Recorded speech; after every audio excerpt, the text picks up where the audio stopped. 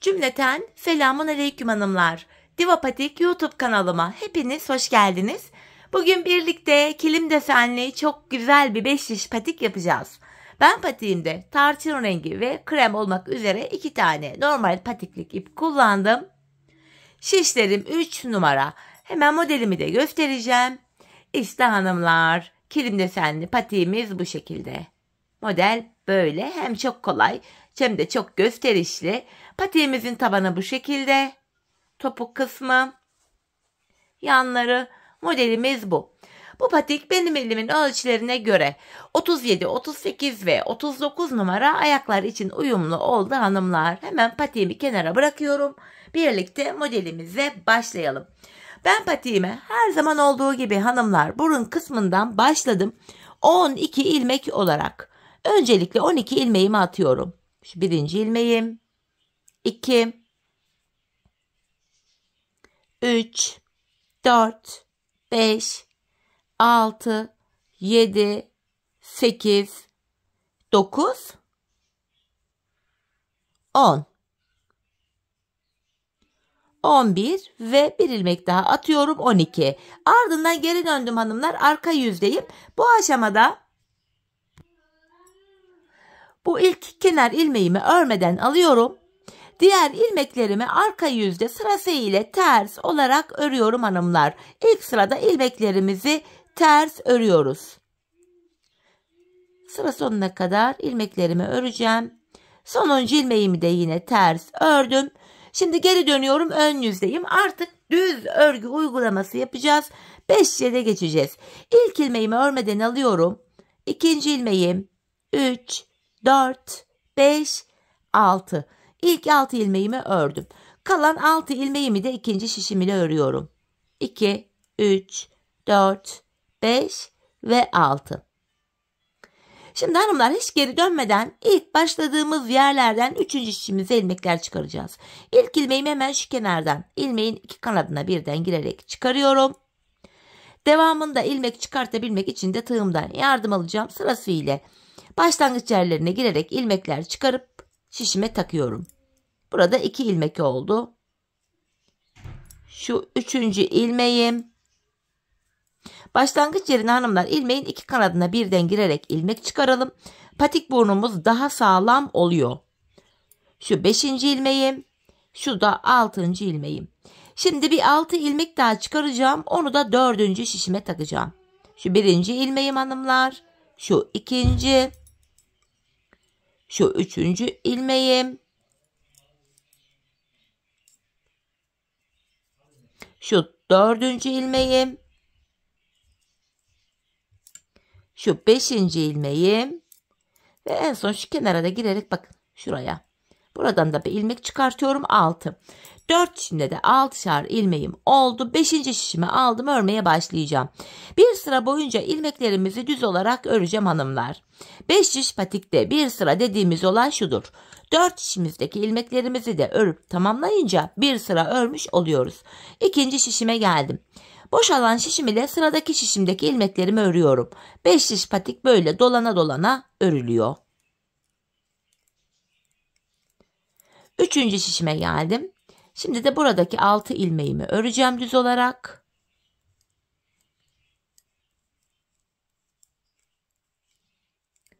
Dördüncü şişimdeyim. Buradaki ilmeklerimi de yine düz olarak örüyorum. Böylece bir sıra örmüş olduk. Tekrar ilk şişimdeyim hanımlar. Birinci şişimizi şöyle ayırt edebiliriz. Bu birinci şişin altında küçük bir iğne takarak ya da şuraya bir ip takarak birinci şişin yerini belli edebilirsiniz. Böylece şişler karışmamış olur. Şimdi artırma işlemine başlıyorum.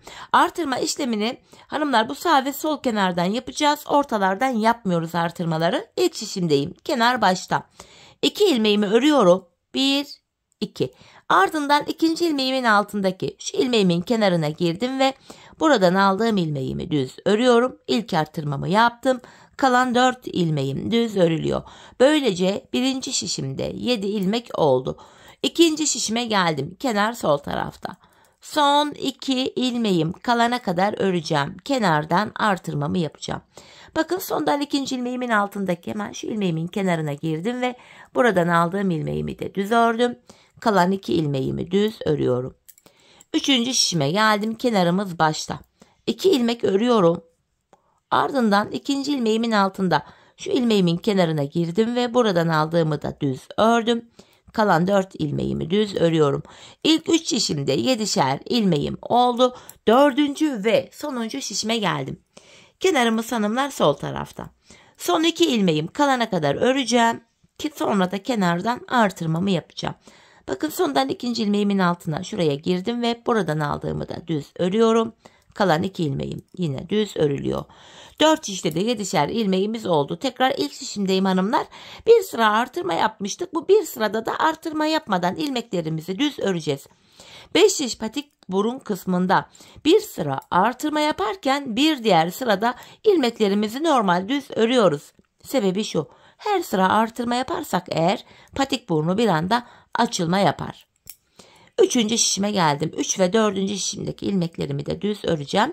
Bu düz ilmeklerimi örerken artırma işlemini sizlere kısaca tekrar etmek istiyorum. Artırma işlemini 1. ve 3. şişimizde ilk 2 ilmeği ördükten sonra yapıyoruz. 2. ve 4. şişimizde de son 2 ilmek kalana kadar örüp öyle artırıyoruz. 4 şişimdeki ilmeklerimi de düz ördüm. Tekrar ilk şişimdeyim hanımlar. Yeniden artırma zamanı. Yine kenardayım. İlk 2 ilmeğimi örüyorum. İkinci ilmeğimin altındaki şu ilmeğimin kenarına girip buradan aldığım ilmeği de düz ördüm. Kalan 5 ilmeğim düz örülüyor. Böylece 1. şişimde 8 ilmeğim oldu. 2. şişimdeyim, kenar solda. Son 2 ilmeğim kalana kadar öreceğim. Sondan ikinci ilmeğimin altındaki şu ilmeğimin kenarına girdim ve buradan aldığımı da düz ördüm. Kalan 2 ilmeğimi de örüyorum. Burada da 8 ilmek oldu. 3. şişimdeyim, kenar başta. 2 ilmek ördüm ve ikinci ilmeğimin altında şu ilmeğimin kenarına giriyorum ve bunu düz ördüm. Kalan 5 ilmeğimi de yine örüyorum. İlk 3 şişimde 8'er ilmeğim oldu. 4. ve sonuncu şişimdeyim. Kenar sol tarafta. Son 2 ilmeğim kalana kadar öreceğim.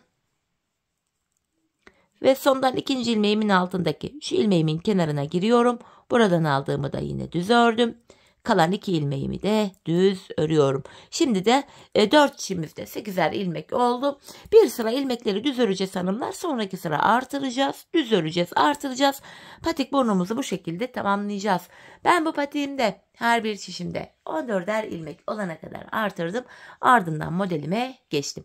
Şimdi hep birlikte artırmaları yapalım. Gelelim hanımlar. Sonrasında birlikte kilim deseni modeline başlayalım. Evet hanımlar, her bir şişimde 14'er ilmeğim olana kadar artırmalarımı yaptım. Geldim, artırmadan sonra bir sıra düz örmedim. Hemen desenimize geçeceğiz. Bu aşamada şöyle krem ipimi alıyorum hanımlar. Burada çok ufak bir detay var, onu vereceğim. Bu aşamada hemen ilk ilmeğimi ördükten sonra krem ipimin ucunu tarçın rengi ipime düğümlüyorum hanımlar. Patiğimiz sökülmesin diye buraya bir düğüm atacağım öncelikle. Çok ufak bir detay var. Şimdi sizlere onu vereceğim. Hanımlar, bu modelin kurulumu gereği normalde şişimizde 14'er ilmek var. Bu ilk şişime şimdi kreme geçtiğimde bir ilmek daha atacağım.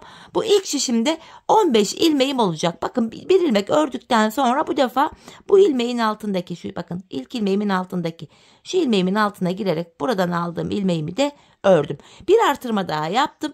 Böylece birinci şişimde 15 ilmeğim oldu. 2, 3 ve 4. şişimde 14 ilmek olarak oralar kalacak. Modeli böyle tam denk getirebilelim diye, tam kuralım diye buraya bir ilmek fazladan attım.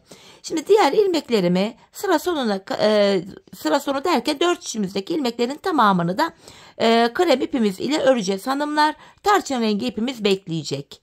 Bu şekilde hepsini krem ipim ile düz örüyorum. Bakın ilk şişimdeki ilmeklerimi ördüm. Diğer 3 şişimizdeki ilmeklerimizi de krem ipimiz ile örüp gelelim. Evet hanımlar, ilmeklerimin hepsini krem ipim ile ördüm geldim. Şimdi kilim desenimize başlayacağız bu sıramızda. Tarçın rengi ipim ile başlıyorum. Desenimde 1. sıradayım hanımlar. İlk ilmeğimi tarçın rengi ipim ile ördüm. Yanına 2 tane krem örüyorum. 2 krem. Tekrar 2 tane tarçın ördüm. 2 ilmek krem. Şimdi tam olarak şu bölümü yapacağız hanımlar. Buraya 5 ilmek tarçın öreceğiz. 1, 2, 3, 4, 5. Ardından yanına 2 tane krem. Ortaya bir tarçın. İkinci şişime geçtim. Şimdi şuraya yaptığımız modelleri simetrik olarak aynı şekilde şuraya yapacağız. Bir tarçından sonra hemen yanına 2 krem. 5 ilmek tarçın. 2, 3, 4, 5. 2 tane krem. 2 tarçın. 2 krem. Buradaki sonuncu ilmeği de tarçın ile ördüm. Patiğimizin bakın şu kenar bölümüne geldik. Devamında 2 tarçın 2 krem olarak alt bölümü öreceğiz hanımlar. En son şuraya bir tane tarçın örmüştük. Üçüncü şişimden devam ediyorum. İkinci tarçınımı da buraya ördüm. Yanına 2 krem, 2 tarçın. Taban bölümde yapacağımız işlem aynı hanımlar. 2 krem, 2 tarçın. 2 krem, 2 tarçın. 2 tane krem örüyorum. Dördüncü şişime geçtim. İkinci kremimi buradan alarak ördüm. Yanına 2 tane tarçın örüyorum. 2 ilmek krem. 2 ilmek tarçın. 2 ilmek krem. 2 tarçın. 2 krem. Ve sonuncu ilmeğimi tarçın ile ördüm. İlk şişimdeki ilk ilmeğim de tarçındı. Dördüncü şişimdeki sonuncu ilmeğim de tarçın. Yine burada da 2 ilmek tarçınımız oldu. İp değişikliği yapıyorum hanımlar. Bir sıra model kurulumu yapacağız. Bir sıra ilmeklerin tamamını krem ipimiz ile düz öreceğiz. Bu sıramızda ilmeklerimin tamamını krem ipim ile düz örüyorum. Model olarak hanımlar birinci, ikinci, üçüncü diye sayacaklarım bu tarçın ipimizle kurduğumuz model sıraları. Aralardaki kremleri sıra olarak saymıyorum. Bak model arası için ilmeklerimizi krem ile örüyoruz bu şekilde. Hepsi krem. İlk şişimi ördüm. Diğer 3 şişimizdeki ilmekleri de yine krem ipimiz ile düz örelim gelelim. Evet hanımlar bir sıra ilmeklerimi krem ipimle düz ördüm. Tekrar birinci şişimdeyim hanımlar. Modelde ikinci sıramızı yapacağız. İlk şişimde modelin ikinci sırası. Bu sıramda ilk ilmeğimi tarçın ile örerek başladım. Yanına 2 tane krem örüyorum. Şurada 2 tarçınım var. 2 tarçını örüyorum. Yanına 2 tane krem örüyorum. Bakın şu bölümde bir önceki sırada 5 tarçın örmüştük. Şimdi buraya 4 ilmek tarçın örüyorum. 4 tarçınımı ördüm. Yanına 2 tane krem örüyorum. Tam ortaya 3 tane tarçın öreceğim bu defa. 1, 2 ve 3. tarçınımı da ikinci şişimden alarak ördüm. Tekrar yanına 2 tane krem örüyorum. 4 tane tarçın. 2, 3, 4. Buradaki ilmekleri de yine 2 krem 2 tarçın olacak şekilde örüyoruz. 2 krem, 2 tarçın, 2 krem, 2 tarçın öreceğiz. Şu birinci tarçınım. İkinci şişimden yine devam ediyorum. Şu ikinci tarçınım. Bakın ilk modelle aynı hizada aynı şekilde örüyoruz. 2 tane kremim var. 2 tarçının üzerine denk gelen ilmeklerime yine 2 tane tarçın örüyorum. 2 krem, 2 tarçın, 2 krem, 2 tarçın, 2 krem. Dördüncü şişime geçtim. İkinci kremimi buradan alarak örüyorum. Yanına 2 tane tarçın örüyorum. Tekrardan 2 tane krem, 2 tarçın, 2 krem, 2 tarçın, 2 krem ve sonuncu ilmeğimi de tarçın ile ördüm. Modelin ikinci sırasını tamamladık. Model aralarına hanımlar bir sıra krem örüyorduk. Tekrardan krem ipimizi alıyoruz. Model arası için ilmeklerin tamamını krem ipimiz ile örüyoruz. Bir sıra model kurulumu yaparken bir diğer sırada ilmeklerimizi krem ipimiz ile düz örüyoruz. Bu şekilde bakın ilk şişimdeki ilmeklerimi ördüm. Diğer 3 şişimizi de yine krem ipimiz ile düz örelim gelelim. Evet hanımlar, ilmeklerimi krem ipim ile düz ördüm. Geldim tekrar ilk şişimdeyim. Yine tarçın rengi ipimi alıyorum. Modelde 3. sıramızı yapacağız. İlk ilmeğimi yine tarçın ile ördüm. Yanına 2 krem örüyorum. 2 tarçın, 2 krem. Bir önceki sırada şuraya 4 tarçın örmüştük. Şimdi 3 tane öreceğim. 1, 2, 3. Ardından yanına 2 tane krem örüyorum. Bakın şu orta bölümdeki baklava dilimini açıyoruz bu aşamada. 2 kremden sonra 2 tarçın, 1 krem. İkinci şişimden devam ediyorum. 2 tarçın, yanına 2 tane krem örüyorum. Hemen şu bölüme de 3 tane tarçın öreceğiz hanımlar burada da. 1, 2, 3. Devamında yine 2 krem, 2 tarçın olacak şekilde ilmekleri örüyoruz. 2 krem, 2 tarçın, 2 krem, 2 tarçın diye tabanda da yine ilk 2 modeli yaptığımız gibi 3.'yü de yapacağız. Tabandaki ilmeklerimizi aynı şekilde ilk 2 modelde olduğu gibi 2 tarçın, 2 krem olacak şekilde örelim gelelim. Evet hanımlar, tabanımı ördüm geldim, yeniden ilk şişimdeyim. Tekrar bir önceki sırada model yapmıştık. Bu sırada yine ilmeklerimizin tamamını 4 şişimizi de krem ipimiz ile örüyoruz. Bu şekilde hanımlar 4 şişimizi de yine krem ipimiz ile örüp gelelim. Evet hanımlar, ilmeklerimi krem ipim ile ördüm bir sıra. Tekrardan ilk şişimdeyim. Modelde 4. sıramızı yapacağız. Yine ilk ilmeğimi tarçın ile örerek başladım. Yanına 2 krem örüyorum. 2 tarçın, 2 krem. Burada bir önceki sırada 3 tarçın örmüştük hanımlar. Şimdi 2 tane örüyorum. 1, 2. Yanına 2 tane krem örüyorum. 2 tane tarçın. Tam ortaya 3 tane krem öreceğim. 1, 2 ve ikinci şişimden örüyorum. 3. kremimi 3. Tekrar yanına 2 tane tarçın ördüm. 2 tane krem. Şu desenli olan yere de yine 2 tarçın örüyorum. Yanında 2 kremim var. Devamında yine 2 tarçın, 2 krem olacak şekilde ilmeklerimizi örüyoruz. Bu şekilde. Yine tabandaki ilmeklerimizi ilk 3 modelde olduğu gibi 2 krem, 2 tarçın örelim gelelim. Tabanımızı ördüm geldim hanımlar. Tekrardan ilk şişimdeyim. Bu sırada yine ilmeklerin tamamını krem ile öreceğiz. Bu şekilde. Hanımlar 4 şişimizdeki ilmeklerimizi de krem ipimiz ile düz örelim gelelim. Evet hanımlar, ilmeklerimi krem ipim ile bir sıra ördüm. Tekrar ön yüzdeyiz. Modelimizde 5. sıramızı yapacağız şimdi. Bu aşamada tam olarak baklava diliminin şöyle tam orta bölümüne geçiyoruz. Yine ilk ilmeğimi tarçın ile örüyorum. 2 tane krem ördüm. Tekrardan 2 tane tarçın örüyorum. 2 krem.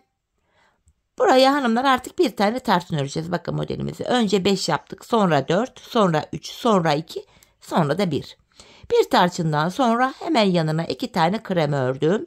Tekrar 2 tane tarçın.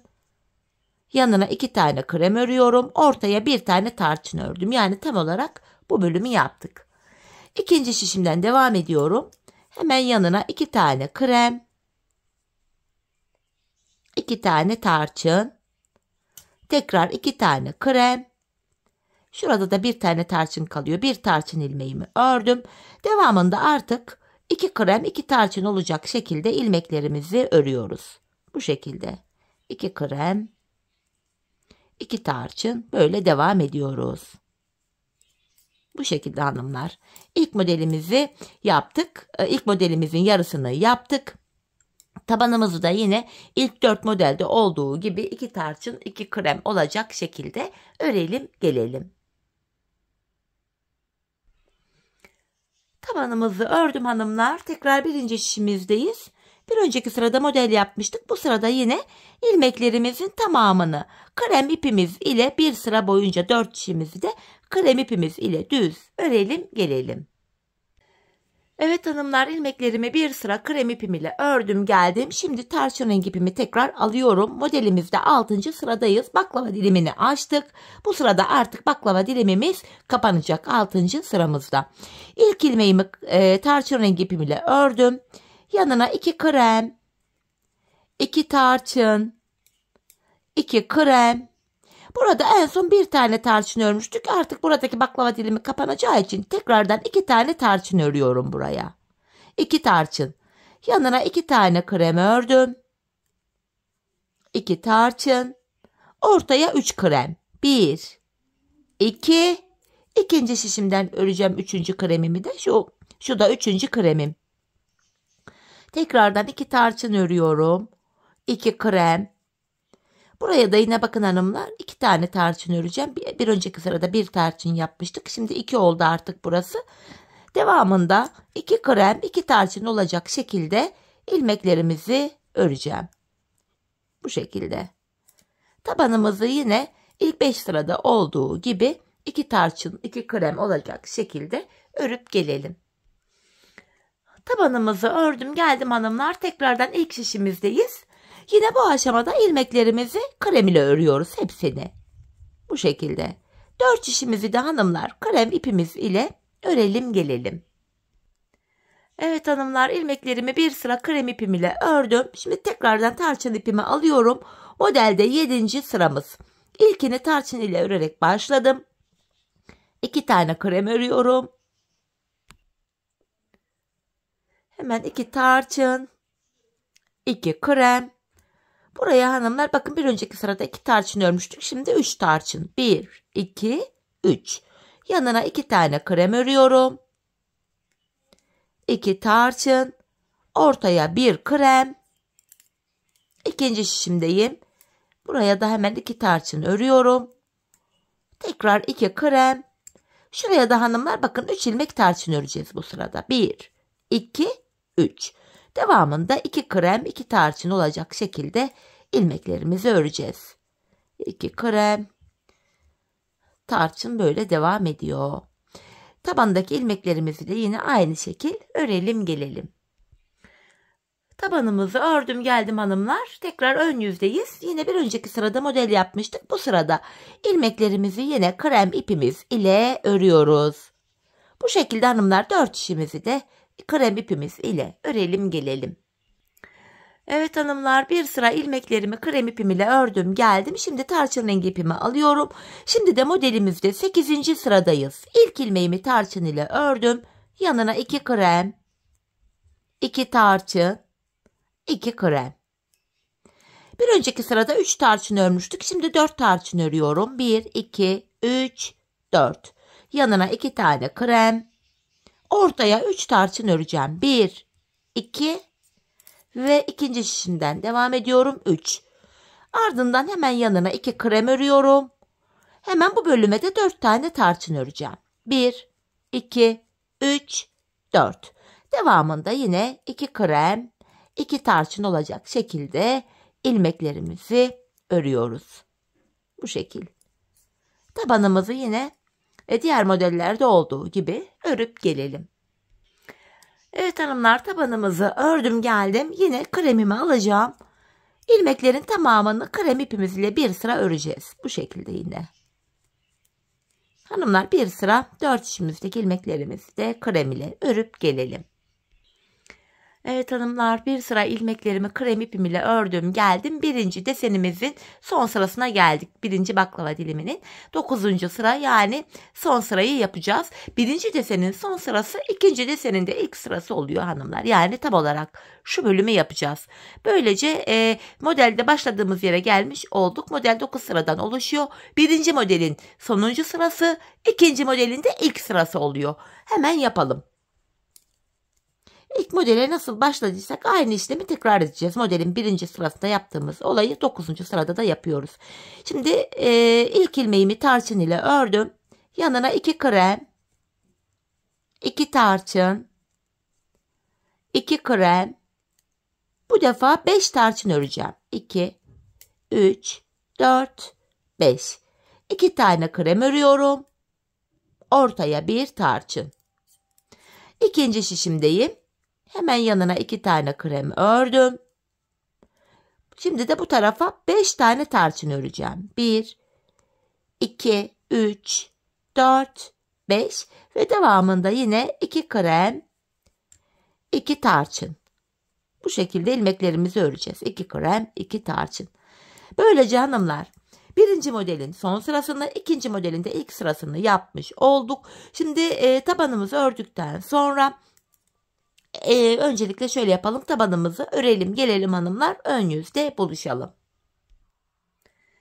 Tabanımızı ördüm hanımlar. Yeniden ön yüzdeyiz. Tekrar model arası için krem ipimi alıyorum.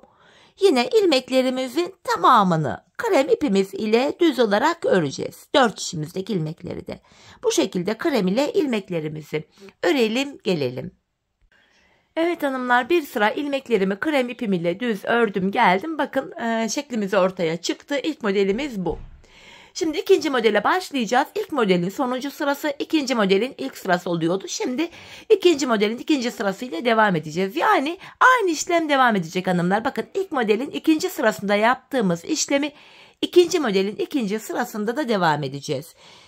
Bu şekilde hemen yine ilk ilmeğimi tarçın rengi ipim ile ördüm. Yanına 2 krem, 2 tarçın, 2 krem. Bu defa burada hanımlar 5 tarçınımız vardı. 4 ilmek tarçın öreceğiz. İlk modelin ikinci sırasında olduğu gibi modeli takip ederek yapıyorum. 4 tarçından sonra buraya 2 tane krem. Şimdi de ortada bakın 3 tane tarçınımız var. 3 tarçını örüyorum. 2, 3. Hemen yanında 2 tane krem var. Ve burada da hanımlar bakın altta olduğu gibi 4 tane tarçın örüyorum. 1, 2, 3, 4. Yanına 2 tane krem, 2 tarçın, 2 krem. Model bu şekilde devam edecek. Tabanda da yine 2 tarçın, 2 krem olacak şekilde öreceğiz. Sonraki sıra ilmeklerin tamamı krem ile örülecek. Tekrardan ön yüzde bu defa modelin 3. sırasını yapacağız. Bu aşamada hanımlar alttaki modeli takip ederek gözünüzle takip ederek ikinci modeli de yapabilirsiniz. 9 sıradan oluşan ikinci modeli de yapabilirsiniz. Ya da ben bakarak yapamıyorum, modelden çıkaramıyorum diyenler varsa da videoyu biraz geri alarak İlk modelin sıralamalarını takip ederek ikinciyi de yapabilirsiniz. Şimdi ikinci modelin ikinci sırasını yaptık. Modelin 3. sırasından itibaren takip ederek ikinci modeli de yapabilirsiniz. 9 sıradan oluşan ikinci modelimizi de bitirdikten sonra hanımlar yine bir sıra ilmeklerimizi krem ipimiz ile düz örelim, gelelim. Ardından buluşalım hanımlar. Çünkü patiğimizin bilek bölümünü birlikte yapacağız. Evet hanımlar, patiğimin ön bölümünü tamamladım, geldim.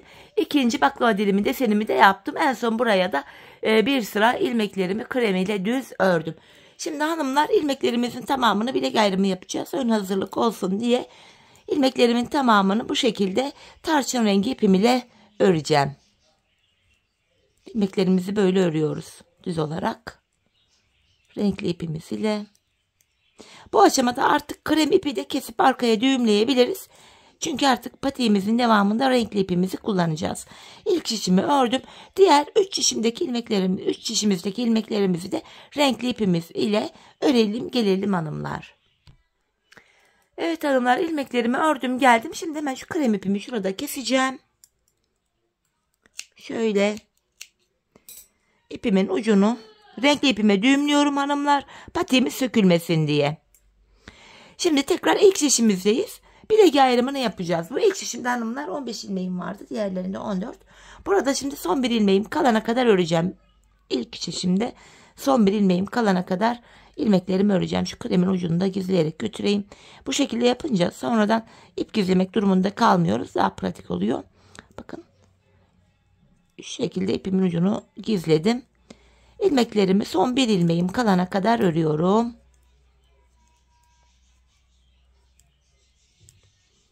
Buradaki sonuncu ilmeğim ile ikinci şişimdeki ilk ilmeğimi aldım. Bu iki ilmeğimi hanımlar bakın şöyle birbiriyle yer değiştiriyorum. Yer değiştirdiğim ilk ilmeğimi ilk şişimle ördüm. Bilek ayrımında yani burada ilmekleri yer değiştirerek örme sebebimiz şu. Bilek ayrımı yaptığımız yer daha sıkı sağlam oluyor. Bu ara bölümde ayrık bir görüntü oluşmuyor.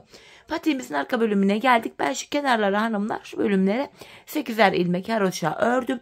Örgümüzün hem arka yüzünde düz örgü örerek haroşalarımı oluşturuyorum ben. Sizler her iki tarafta ters örgü örerek de haroşalarınızı yapabilirsiniz. Şimdi ikinci şişime geldim. Buradaki ilk 8 ilmeğimi haroşa düz örüyorum. 4, 5, 6, 7, 8. 8 haroşamı düz ördüm. Ön yüzde olduğum için diğer ilmeklerimi de düz örüyorum. Artık patiğimizin arka bölümüne geldik hanımlar. Bu arka bölümde bilek ayrımına kadar öreceğiz. Ardından geri döneceğiz. Geri döndüğümüzde arka yüzde olacağımız için ilmeklerimizi ters öreceğiz. Bu şekilde ilmeklerimizi düz olarak örüyorum. Ben bu arka bölümü örerken hanımlar ilmeklerimi şöyle alıyorum. Bakın şişim üstte, ipim altta şöyle. Ön bölümleri örerken tam tersi. Şişim altta, ipim üstte böyle alıyordum. Arka bölümde böyle farklı örmemin sebebi şu. Burada geri döndüğümüzde ters örgü öreceğiz. Ters örgü örerken ben bu şekilde ön yüzde örünce ilmeklerin yönü düzgün düşüyor. Örgü düzgün oluyor. Bu şekilde örme sebebim budur. Son şişime geldim. Burada da yine ilmeklerimi düz örüyorum.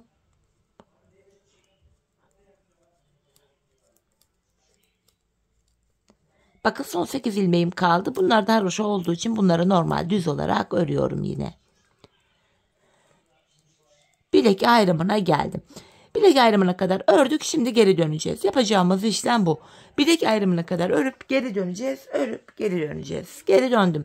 Ben sonuncu ilmeklerimi ördüğüm için bu ilk ilmeğimi örmeden alıyorum.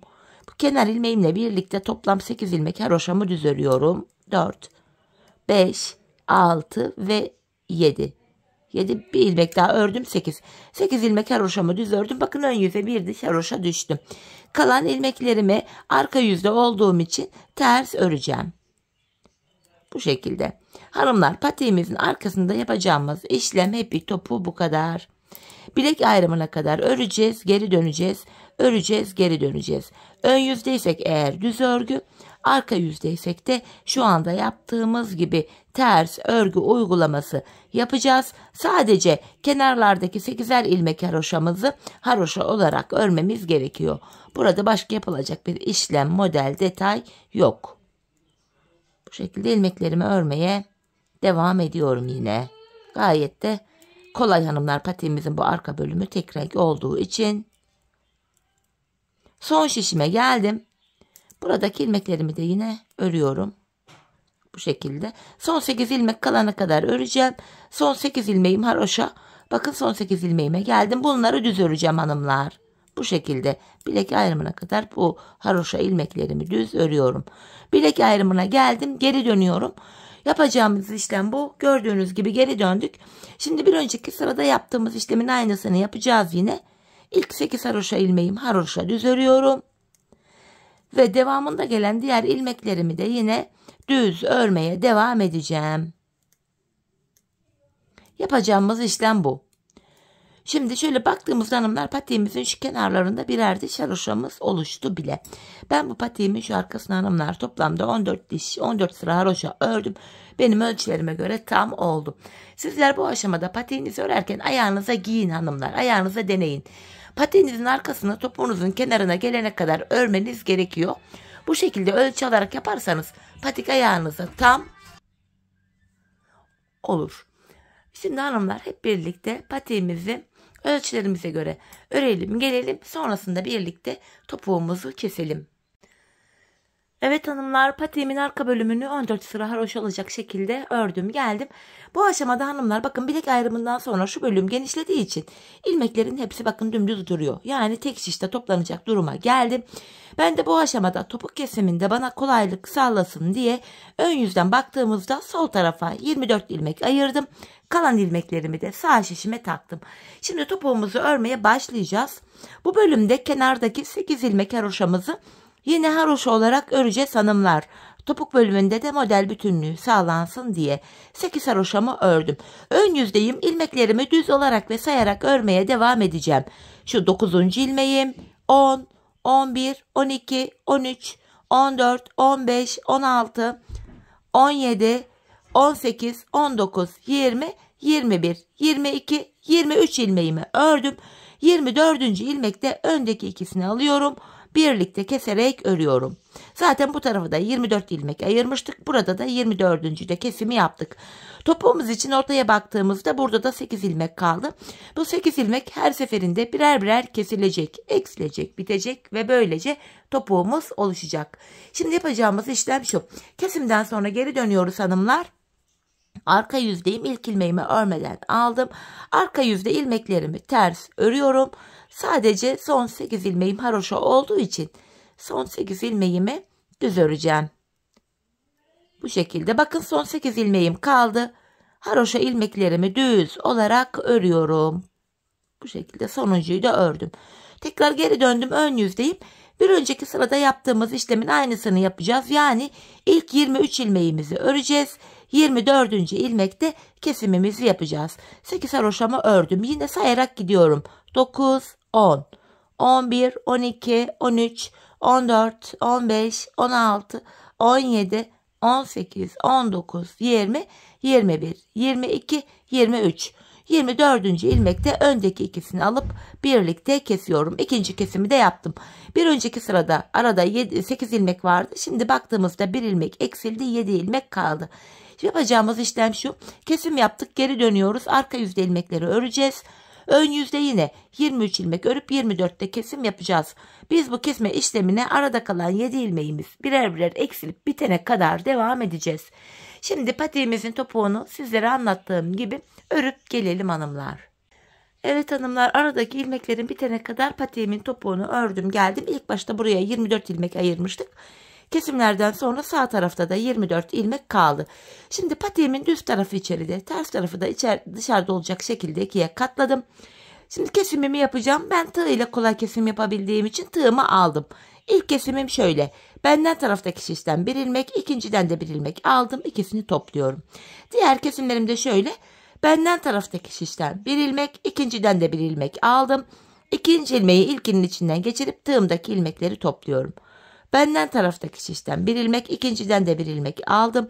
İkinci ilmeği ilkinin içinden geçirip tığımdaki ilmeklerimi topluyorum. Karşılıklı olarak şişlerimizden birer tane ilmek alıyoruz ve ikinci şişten aldığımız ilmeği ilk şişten aldığımız ilmeğin içinden geçiriyoruz. Tığımızdaki ilmeklerimizi topluyoruz. Her iki patiğimizin topuğu da aynı yöne, aynı şekilde kesiliyor hanımlar. Ve ilmek sayıları eşit olduğu için şişlerde kesim sonunda ilmeklerimiz de aynı anda bitiyor. Bu şekilde kalan ilmeklerimiz de aynı şekilde keselim gelelim. Evet hanımlar, ilmeklerimi kestim. Son birer ilmeğim kaldı. Bu aşamada önce benden taraftaki ilmeğimi, sonra ikinci şişindeki ilmeğimi tığıma aldım. Tığımda 3 ilmeğim var. Üçünü birden topluyorum. Buraya da 2 tane sıkı bir zincir çekip ipimi kesiyorum. Hemen ipimizi gizleyelim. Topuğumuza bakalım. Şu arka bölüme ipimin ucunu düğümleyerek güzelce gizleme işlemini yapıyorum. Evet hanımlar, bakın. Topuğumuz şu şekilde, ayağı giyilince şöyle duruyor. Gizli kesim. Patiğimizin arkasında çok temiz, güzel bir görüntüsü oluyor bu tarz topukların. Patiğimiz görüntü itibariyle şöyle. Bakın. Hemen makine ayağıma giydireyim hanımlar. Ayağımızda da görelim birlikte. Çok güzel, şık, kolay, zarif bir model oldu. Kilim desenli bir model. Ben çok beğenerek yaptım. Çok severek yaptım. Umarım sizler de patiğinizi benimle birlikte beğenerek, severek yaparsınız. Yapacak olanlara da şimdiden kolay gelsin diyorum. Evet hanımlar, patiğimizin mankendeki hali de şöyle, hemen düzelteyim ayağımızda. Bakın, mankendeki duruşu da bu şekil modelimizin. Kenarı, bakın tabanı, topuğu, modelimiz bu. Gördüğünüz gibi. Evet hanımlar, yine birlikte güzel bir modelin daha sonuna geldik.